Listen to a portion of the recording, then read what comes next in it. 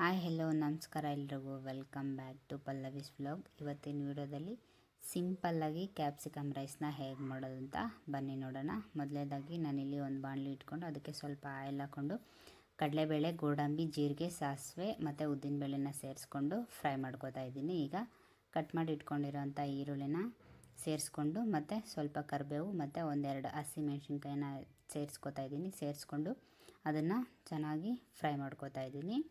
ಅದಾದಮೇಲೆ ಸ್ವಲ್ಪ ಶುಂಠಿ ಬೆಳ್ಳುಳ್ಳಿ ಪೇಸ್ಟ್ ಹಾಕ್ಕೊಂಡು ಅದನ್ನು ಹಸಿ ವಾಸನೆ ಹೋಗೋ ತನಕ ಫ್ರೈ ಮಾಡ್ಕೊತಾ ಇದ್ದೀನಿ. ಈಗ ಒಂದು ಕ್ಯಾಪ್ಸಿಕಮ್ನ ಹೆಚ್ಚಿಟ್ಕೊಂಡು ಈಗ ಅದನ್ನು ಕೂಡ ಸೇರಿಸ್ಕೊಂಡು ಚೆನ್ನಾಗಿ ಫ್ರೈ ಮಾಡ್ಕೋಬೇಕು. ಅದಾದಮೇಲೆ ಒಂದು ಟೊಮೊಟೊನ ಹಾಕ್ಕೊತಾ ಇದ್ದೀನಿ ನಾನು.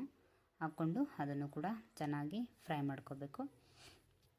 ನಮಗೆ ಟೊಮೊಟೊ ಬೇಡ ಅನ್ನೋರು ಅದನ್ನು ಸ್ಕಿಪ್ ಮಾಡ್ಕೋಬೋದು. ಈಗ ರುಚಿಗೆ ಎಷ್ಟು ಬೇಕೋ ಅಷ್ಟು ಉಪ್ಪು ಹಾಕ್ಕೊಂಡು ಅದನ್ನು ಕೂಡ ಚೆನ್ನಾಗಿ ಮಿಕ್ಸ್ ಮಾಡ್ಕೋತಾ ಇದ್ದೀನಿ. ನೋಡಿ, ಈ ಥರ ಆದಮೇಲೆ ಅರಿಶಿನ ಪುಡಿ, ಹಾಗೆ ಸ್ವಲ್ಪ ಪೆಪ್ಪರ್ ಪೌಡರ್, ಧನಿಯಾ ಪೌಡರ್, ಹಾಗೆ ಖಾರಕ್ಕೆ ಎಷ್ಟು ಬೇಕೋ ಅಷ್ಟು ಚಿಲ್ಲಿ ಪೌಡರ್ನ ಆ್ಯಡ್ ಮಾಡ್ಕೊಳ್ಳಿ. ನಾವು ಆಗಲೇ ಹಸಿಮೆಣ್ಸಿನ್ಕಾಯಿ ಹಾಕ್ಕೊಂಡಿದ್ದೀವಿ, ಅದು ಖಾರ ನೋಡಿಕೊಂಡು ಹಾಕ್ಕೊಂಡು ಚೆನ್ನಾಗಿ ಮಿಕ್ಸ್ ಮಾಡ್ಕೋಬೇಕು. ಅದಾದಮೇಲೆ ಚಿಕ್ಕದಾಗಿ ಕಟ್ ಮಾಡಿ ಇಟ್ಕೊಂಡಿರೋಂಥ ಕೊತ್ತಂಬರಿ ಸೊಪ್ಪನ್ನ ಸೇರಿಸ್ಕೊತಾ ಇದ್ದೀನಿ ನಾನಿಲ್ಲಿ. ನಾನು ಆಗಲೇ ಅನ್ನನ ಮಾಡಿಟ್ಕೊಂಡಿದ್ದೆ, ಅದನ್ನು ಈಗ ಸೇರಿಸ್ಕೊಂಡು ಚೆನ್ನಾಗಿ ಮಿಕ್ಸ್ ಮಾಡ್ಕೋತಾ ಇದ್ದೀನಿ. ಈ ಗೊಜ್ಜನ್ನು ಮಾಡಿಕೊಂಡು ಫ್ರಿಜ್ಜಲ್ಲಿ ಇಟ್ಕೊಂಡು ನಮಗೆ ಟೈಮ್ ಇಲ್ಲ ಅನ್ನೋವಾಗ ಈ ಥರ ಅನ್ನ ಮಾಡಿಕೊಂಡು ಕಲಿಸ್ಕೋಬೋದು.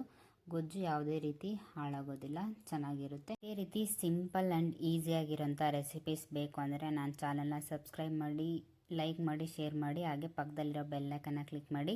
ಈ ರೆಸಿಪಿ ಹೇಗೆ ಬಂದಿತ್ತು ಅಂತ ನನಗೆ ಕಾಮೆಂಟ್ ಸೆಕ್ಷನಲ್ಲಿ ತಿಳಿಸೋದನ್ನು ಮರಿಬೇಡಿ.